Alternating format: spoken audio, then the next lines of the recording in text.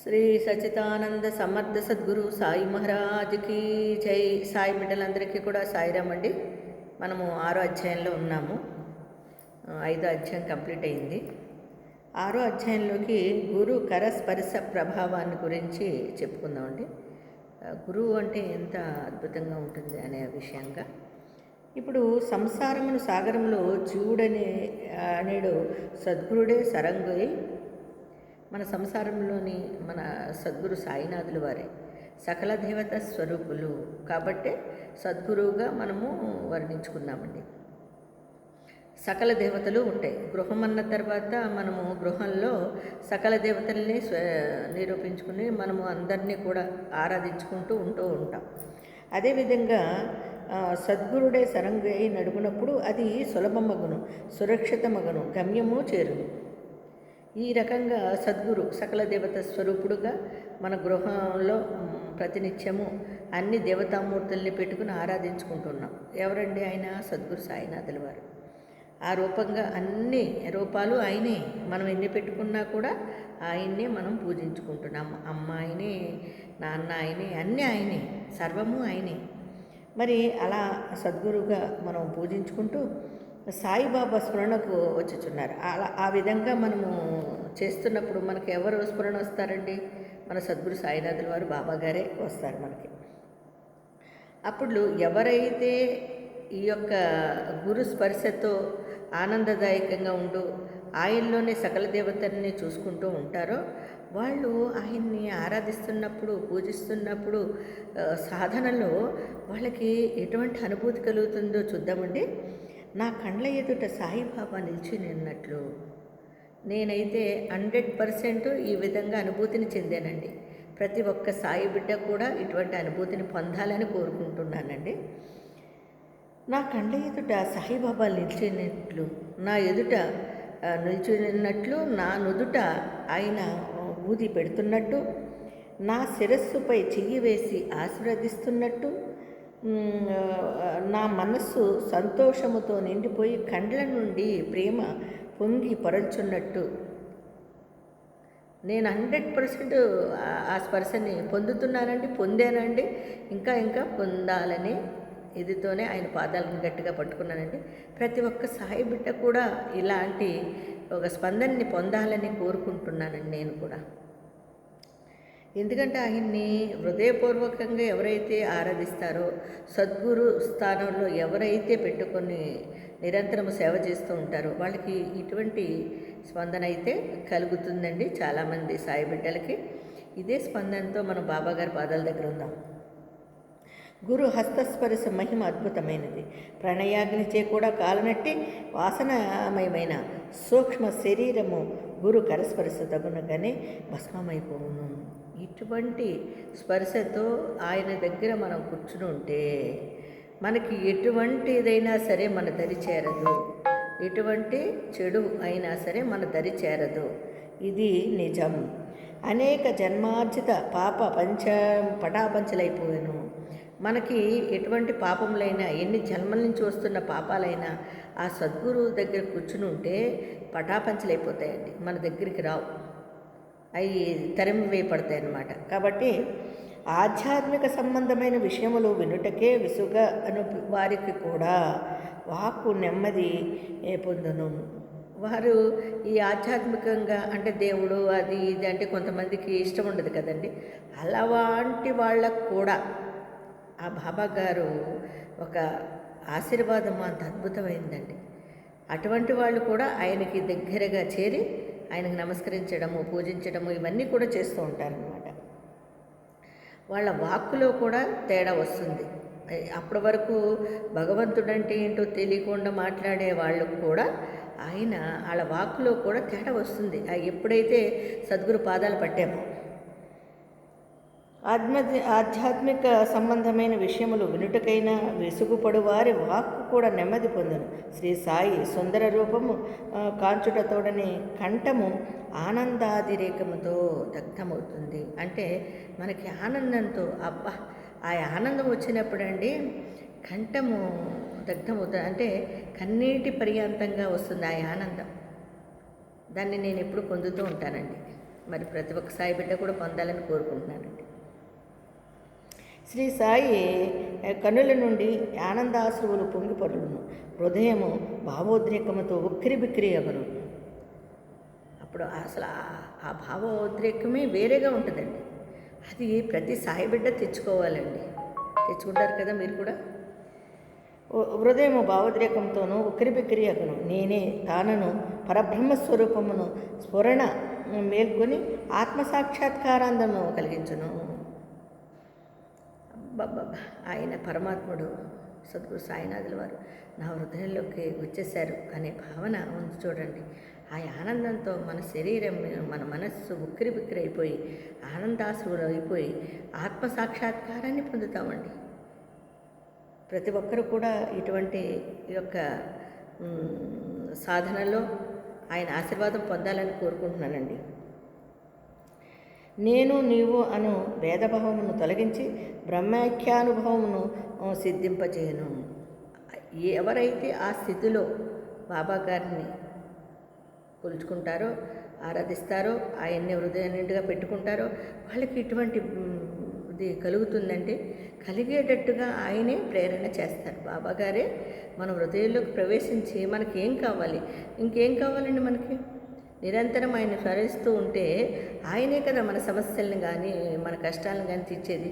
అప్పుడు నిరంతరం ఆయనే ఉండిపోతారండి. ఇంకా ఉండి మనకి ఎటువంటి ఇది లేకుండా, ఇబ్బందులు లేకుండా ఆయన మన మనసుని మార్చేసి ఏకాగ్రతతో ఆయన్ని పూజించుకునేలాగా, ధ్యానించుకునేలాగా మన మనసు వృద్ధి చెందుతుంది.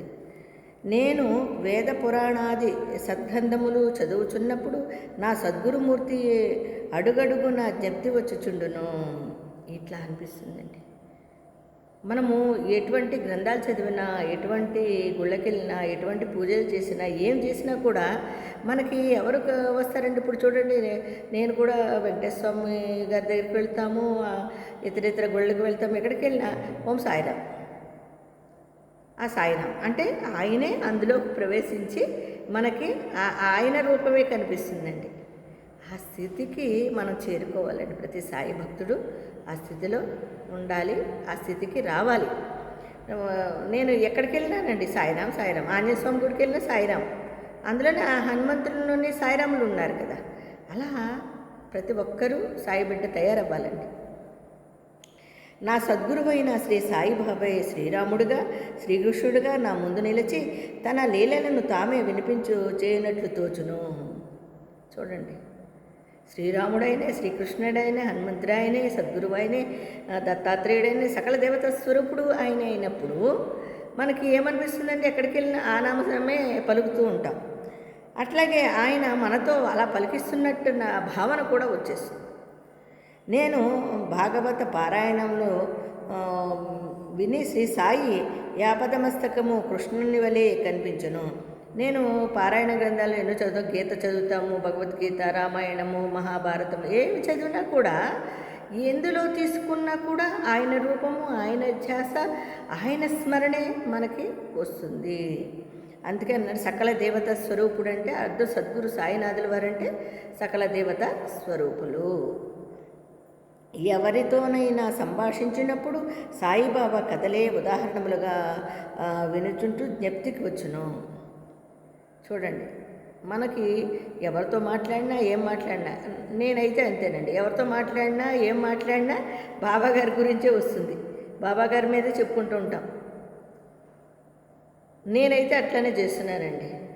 మరి ప్రతి ఒక్క సాయి బిడ్డ కూడా అలాగే ఉండాలి కదండి. ఉండి చూడండి ఎంత అద్భుతంగా ఉంటుందో, మీకే ఎంత ఆనందదాయకంగా ఉంటుందో, మీ జీవితం ఎంత ఆనందంగా గడపగలుగుతారో ఒక్కసారి ఈ ఊహని ఒక్కసారి ఊహించుకోండి. లేనిపోని మాటలు, వ్యవహారాలు చేయకుండా మనము ఇందులో మునిగిపోతే అదే స్మరణ, అదే ఆనందము, అదే లోకము, ఇంకా అదే భావం ఉంటుందండి. ఇందులోని చాడీలు చెప్పుకోవడం అని కానీ, ఇంకో రకంగా ఇంకొకరి మీద ఫిర్యాదులు చేసుకోవడం, ఇంకొకరిని నిందించుకోవడం కానీ ఇటువంటి భావాలు రావండి. ఎప్పుడైతే మన సద్గురు పాదాలు పట్టుకున్నామో ఇటువంటి భావాలన్నీ పోతాయండి. వాళ్ళ తప్పుని తప్పు అని చెప్తే తప్పు లేదండి, చెప్పాలి కూడా. ఎందుకంటే ఇతరులు ఏదో మాట చెబుతున్నారు కదా, అది మనకు నచ్చలేనప్పుడు ఖండించేయాలండి. సాయిరాం సాయిరాం సాయిరాం అనుకుంటూ చక్కగా పక్కకు వచ్చేయండి. సాయి నామస్మరణ చేసుకోండి నిరంతరం. దానివల్ల భగవన్ నామస్మరణ వల్ల మన మనస్సు ఎంత పవిత్రమైపోతుందంటే, ఎంత పాజిటివ్ ఎనర్జీ వస్తుందంటే అంత ఎనర్జీ వస్తుందండి. మరి ప్రతి ఒక్క సాయి బిడ్డ కూడా అలా చేస్తారు కదా. ఎవరితోనైనా సంభాషించినప్పుడు సాయిబాబా కథలే ఉదాహరణగా ఇచ్చినట్టు జ్ఞప్తికి వచ్చును. నాకైతే నేను ఏదైనా వ్రాయ తలపెట్టినచో ఒక మాట కానీ వాక్యము కానీ వ్రాయటకు రాదు. వారి ఆశీర్వాదము లభించిన వెంటనే చకచక దార అంతులేనినట్లుగా సాగును. అంటే ఒక రచన కానీ, ఒక మాట కానీ, ఒక ఏదైనా చేసేటప్పుడు ఆయన ఆశీర్వాదం లేని మనకేం రాదండి. ఆయన ఆశీర్వాదంతో ఇవన్నీ చకచక జరిగిపోతూ ఉంటాయి. మనం అనుకుంటాం నేను నేను నేను అనుకుంటాం. నేను అనుకునేది లేదండి అక్కడ. అంతా ఆ భగవంతుని యొక్క ఆశీర్వాదం వల్లే మనం ఏదైనా చేయగలుగుతాం. దానివల్ల ఇప్పుడు ఇలాగా సపోజ్ బాబా గారు ఈ చరిత్ర చెప్పిస్తున్నారు, ఇది నేను కాదండి, ఆయన చెప్పిస్తేనే అది జరుగుతుంది. లేకపోతే నాకు ఎక్కడి నుంచి వస్తుందండి ఇదంతా? నేనెవరండి? అందుకని ఆ భగవంతుని యొక్క ఆశీర్వాదాలు లేనిదే ఏది కూడా చెప్పలేము, చేయలేము, రాయలేము, చదవలేము, తినలేము, ఇన్ని రకాలుగా మనము చేయలేమండి. ఆయన ఆశీర్వాదం ఉంటేనే మనం చేయగలుగుతాం. ఆయన ఆశీర్వాదించును అంటే ధార అంతులేనట్లుగా సాగును. భక్తునిలోని అహంకారము విజృంభించగానే బాబా దానిని అణచివేయును. తన శక్తితో వాని కోరికలను నెరవేర్చి సంతృష్టి చేసి ఆశీర్వదించును. ఎవరైతే ఇలా అనుకుని ఎప్పుడైతే భగవంతుణ్ణి గట్టిగా పట్టుకుంటారో ఆ బాబాగారి నామస్మరణతో మీరు దేనినైనా సాధిస్తూ అంతులైన ఆనందంతోనే సంతృష్టితోని ఉండగలుగుతామండి. ఒకసారి చేసి చూడండి. చేయని వాళ్ళు, చేస్తున్న వాళ్ళు మాత్రముకి వాళ్ళ అనుభవాలతో చాలా చాలా వృద్ధి చెందుంటారు. ఈ విధంగా చేయని వాళ్ళు దాన్ని సాధన చేసే తీరాలి. చేస్తే దాని ఫలితం ఎలా ఉంటుందో మీరు అనుభవపూర్వకంగా తెలుసుకుంటారు. ఏదైనా అనుభవించి సాధన చేస్తేనండి, ఒక పని చేసేటప్పుడు అది సాధనాపూర్వకంగా చేస్తేనే దాని ఫలితాన్ని మనం చూడగలుగుతాము. ఏదో అరాకొరగా చేసుకుని చూసుకుని చదువుకుని అనుకున్నాం అనుకోండి, అలాగే ఉంటుంది. కానీ దాన్ని సాధనాపూర్వకంగా అంటే ఎదలోంచి మనసు లోతుల్లోంచి మనము దాన్ని ఆ భావాన్ని తీసుకుంటే తప్పకుండా ఫలితాన్ని మనమే అనుభవిస్తామండి. అది చెడు కానివ్వండి, మంచి కానివ్వండి, నిజానికి అది మంచినే తీసుకోవాలి. అందుకని భగవన్నామస్మరణ మన మనస్సుని అంత పవిత్రపరుస్తుందండి. తన శక్తితో వాని కోరికలను నెరవేర్చి సంతృష్టి చేసి ఆశీర్వదించను. సాయి పాదములు సాష్టాంగ నమస్కారములు చేసి సర్వస్య శరణాగతి చేసిన వానికి ధర్మార్థ కామమోక్షములు కరతల కమలములగును. చూడండి, సాయి పాదాలని ఎవరైతే పట్టుకుని ఆయన్ని గట్టిగా పట్టుకుని సాష్టాంగ నమస్కారం చేసుకుంటామో, సర్వస్య శరణాగతి చేసి మనము మనస్సుని పూర్తిగా ఆయన చెంత పెడతామో గ్యారంటీగా మనకి ఆ ఫలితాన్ని మనము పొందగలుగుతాము. భగవత్ సాన్నిధ్యమునకు పోవుటకు కర్మ, జ్ఞాన, యోగ, భక్తి మార్గములనుడి 4 త్రోవలు కలవు. అన్నింటిలోని భక్తి మార్గము కష్టమైనది. అది ముండ్లు గోతులతో నిండియుండును. సద్గురుని సహాయంతో ముండ్లను గోతులను తప్పించుకుని ముందుకు సాగినచో గమ్యస్థానము అవలీలగా చేరవచ్చును. ఈ సత్యమును దృఢముగా నమ్ముడని శ్రీ సాయిబాబా నొక్కి వక్కాణించుచున్నారు. అబ్బబ్బబ్బా, ఎంత గొప్పగా చెప్పారు చూడండి బాబా గారు. ఈ భగవత్ సాన్నిధ్యమునకు అంటే భగవంతునికి దగ్గరగా ఉంటే మన కర్మ, జ్ఞాన, యోగ, భక్తి మార్గములు వెలువడి అంటే మన కర్మ నిర్మూలన జరిగి మనలో జ్ఞానము వెలువడి